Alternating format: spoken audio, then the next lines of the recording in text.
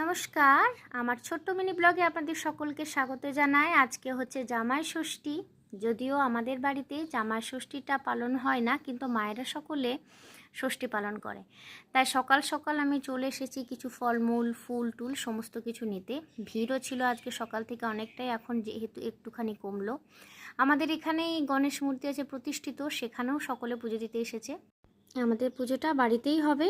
বাপি পুজো করতে বসে পড়েছে।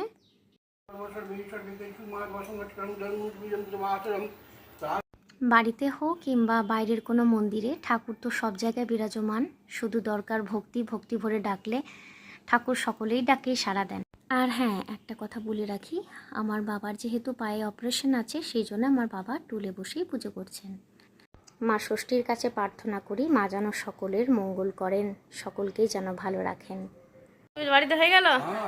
আজকে আমার বাড়িতে আমরা সবাই ষষ্ঠী করেছি মায়ের সাথে সাথে।